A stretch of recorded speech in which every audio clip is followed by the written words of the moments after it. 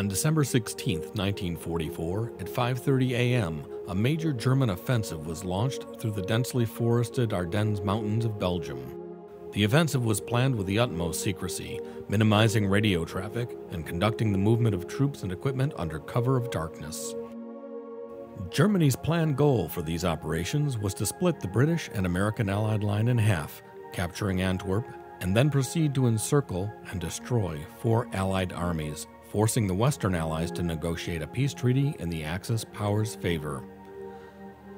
American forces suffered 89,500 casualties, including 19,000 killed, 47,500 wounded, and 23,000 missing. The Battle of the Bulge was the single largest and bloodiest battle that American forces experienced in World War II. On December 16th, I remember very distinctly that morning because the colonel who was the G2 for the Corps, he reported that there was this huge attack. They didn't have much details. We got notice of the bulge, not knowing what was going on, but we were told we were going down into Belgium, that something big is up. One night, about midnight, we were called out on Fallout, Company Street, get all the ammunition you could, whatever clothing you could. We were ill-equipped for another battle because we didn't expect to go into another battle so soon. They loaded us up in trucks, and it was cold. It was December, and we rode around in the dark for about 5 hours, and we asked, where the hell are we going? And someone said, you're going to a town called Bastogne.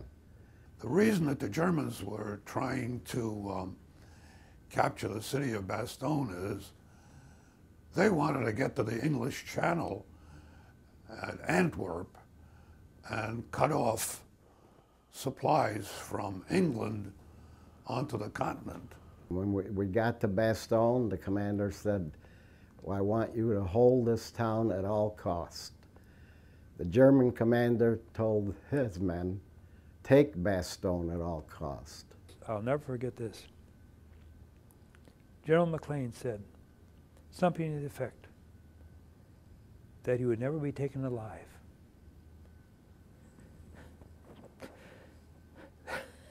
I'm sorry.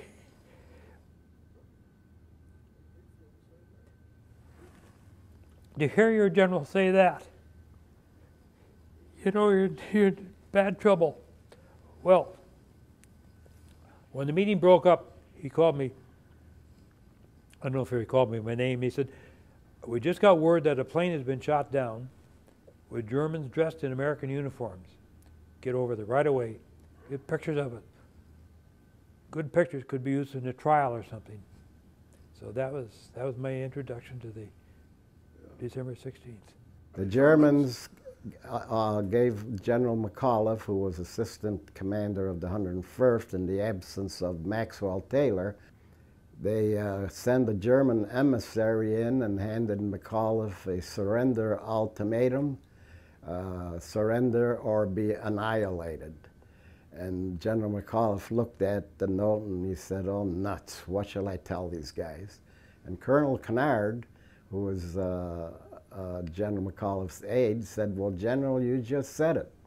And McAuliffe said, what did I say? He said, you said nuts. And General McAuliffe with a smile on his face says, nuts it is. And he wrote down nuts and why he is not surrendered and handed it to the emissary.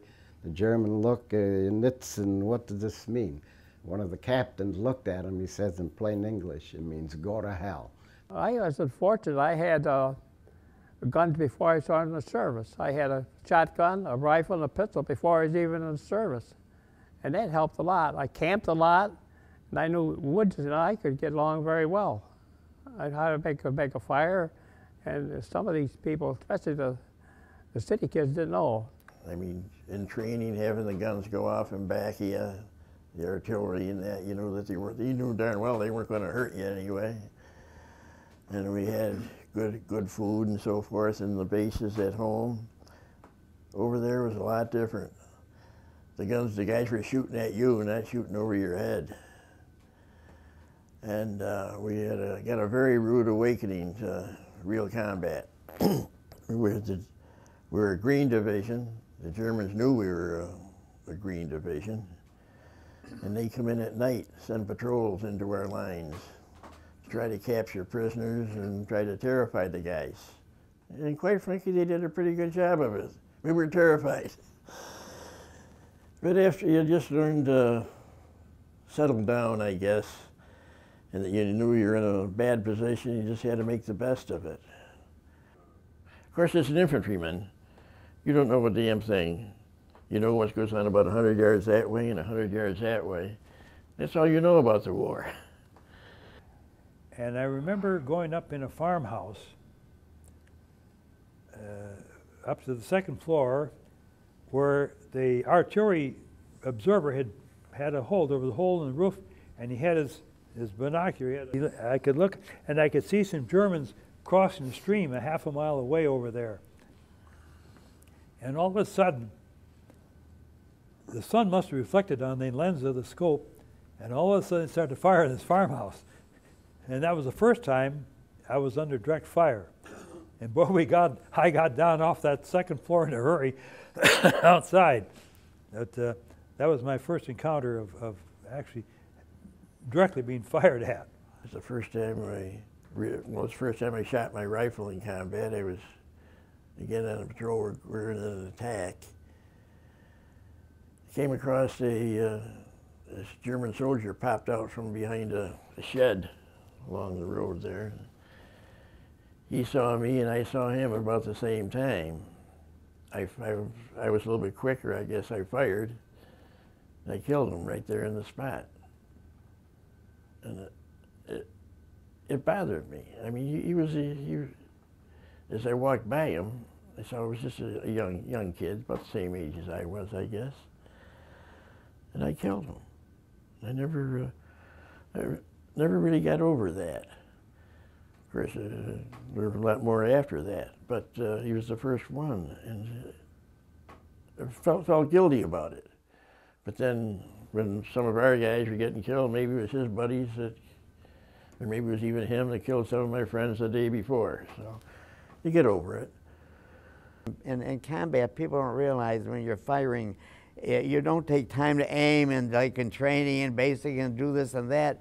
You fire when the enemy is coming on you as soon as you can, quickly. You don't hesitate, don't take particular aim. You fire, because if you take too much aim, you're going to get a bullet in the head. So you just fire at random. It's chaos. Anybody who's been in combat, it's hard to describe unless you've been in it. It's chaos. You see 200 or 300 troops on one side and 400 or 500 on another coming into you, towards you. You can imagine the feeling. It's a terrible feeling. Well, one time we captured 3 Germans, and we had them lined up, and with some of our fellows, and we're just talking, and all of a sudden, this machine gun opened up from some distance away. It hit 2 of our fellows and 2 of the Germans who were captured. They were just lined up, and I was there too. I had one of my ammunition bearers got hit in the leg. Not bad. I got my little penknife off and pulled the bullet out and gave it to him. I said, "You said here the first aid or the people will be back." But I remember having a foxhole near the 155 artillery. That's the long-range artillery. And every time they fired, I was in my foxhole. It would lift me out of my foxhole.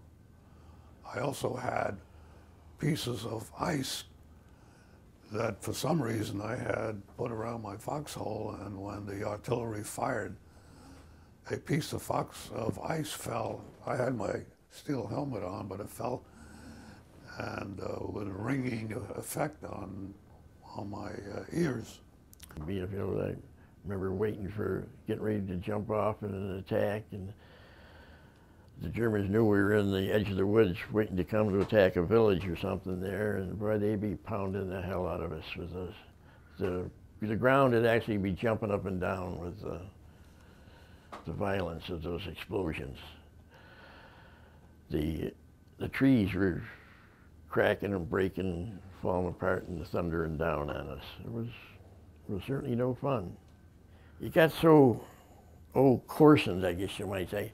I've actually take German bodies and put them around the edge of my foxhole for protection. You couldn't dig down very deep because the ground was frozen.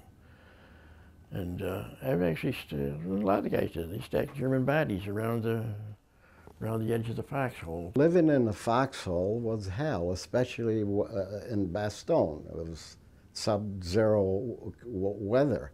And we were ill-equipped, even with clothing. All I had was my jumpsuit and a little old raincoat. And in that foxhole, I would sweat, and it would be damp and cold.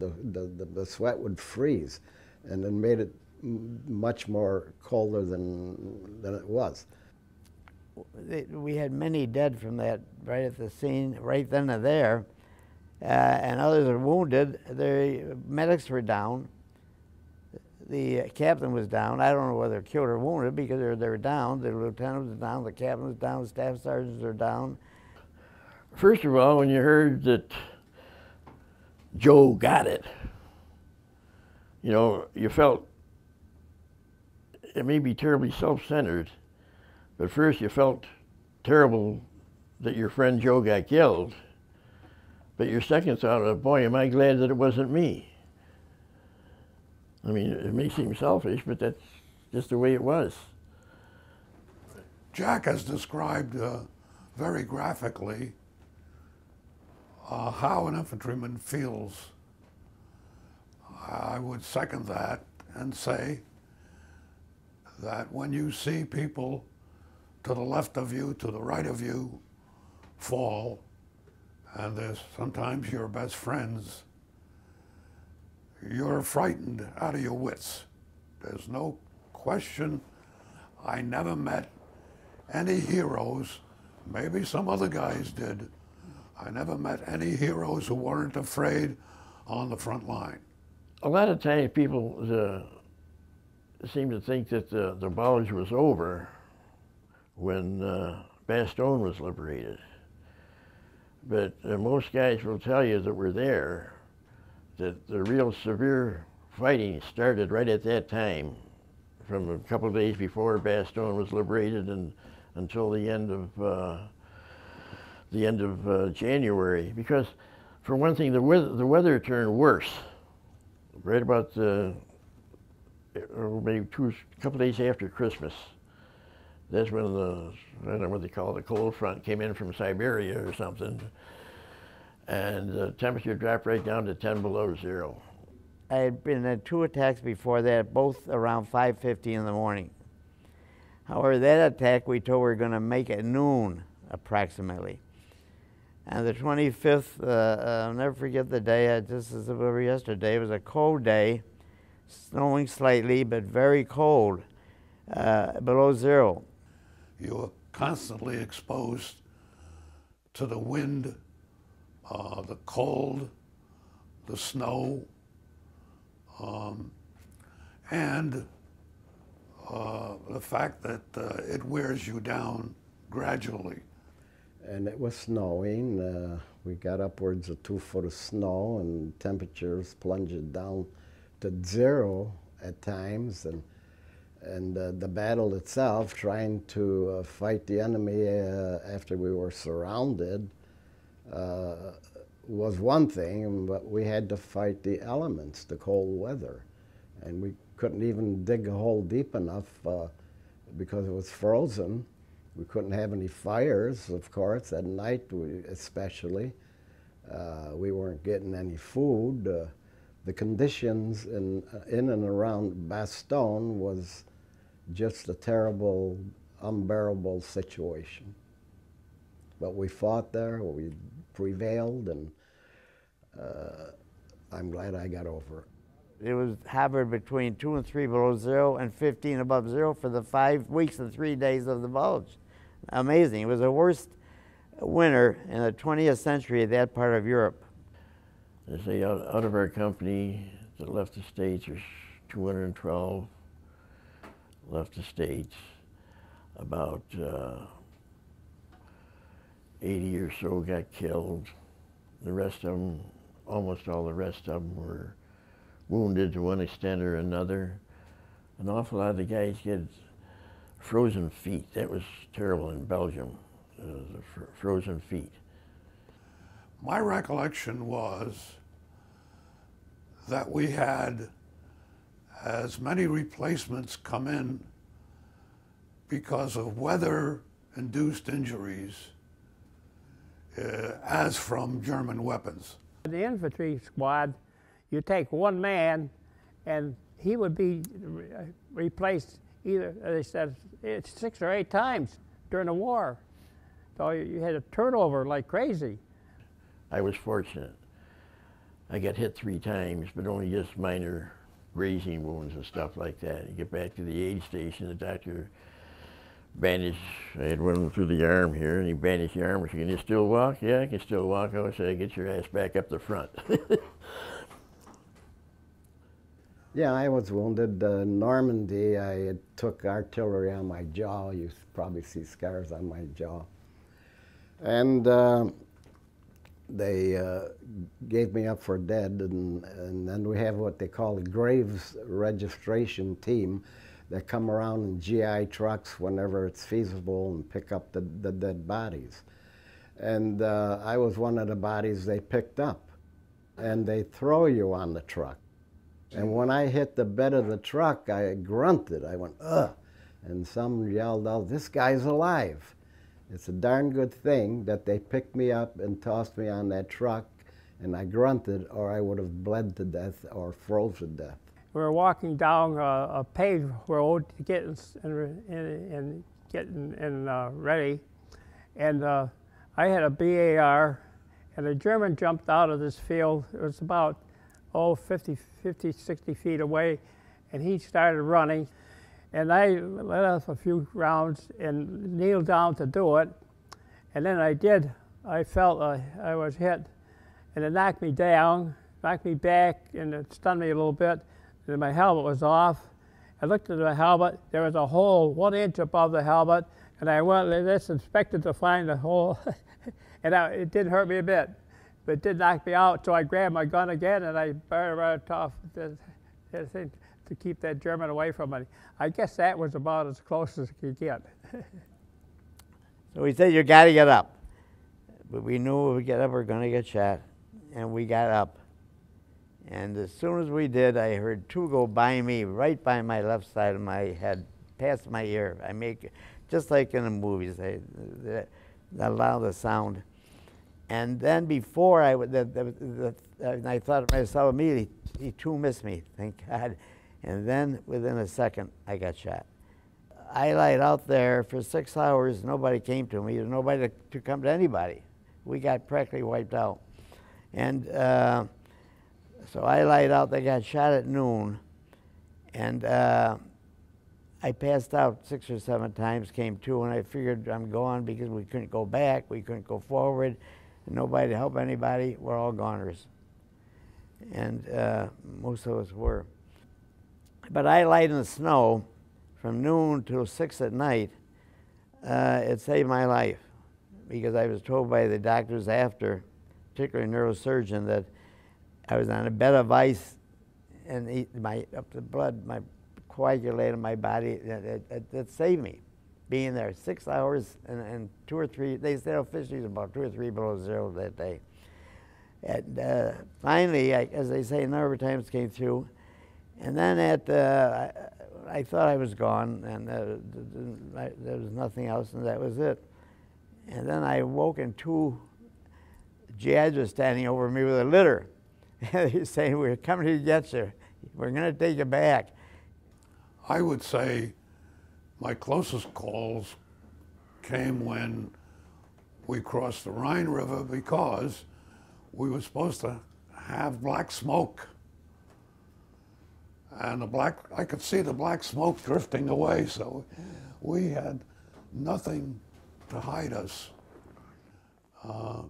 And we took some casualties, Some of the boats, as I remember, tipped over because I could see some of the soldiers drowning, actually, because we had so much equipment. Even without, the rifle would be the first thing to be thrown away, or the carbine, or whatever. But still, we had heavy clothes and a steel helmet. That probably went over fast too, but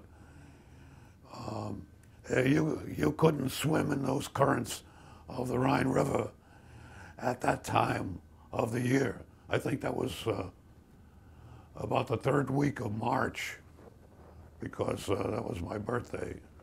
And there was a strong current in the Rhine River. Anybody who fell over from the boat was going to drown sooner or later. Things change a lot.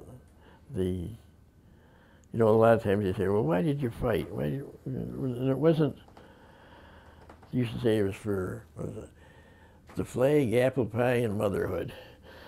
Yeah, that's what you were fighting for. Well, really, you were fighting for the guy alongside of you.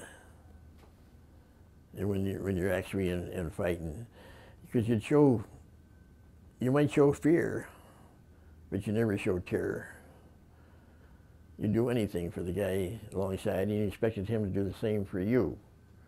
You expected him to risk his life to save your life, and he expected you to risk your life to save his life. I had basic training at Camp Crowder, Missouri, Signal Corps basic training. And I remember one night after chow, this is in Missouri, I went out and there was a creek, pretty good sized creek running, and I was sitting on the side of the creek with another GI, and he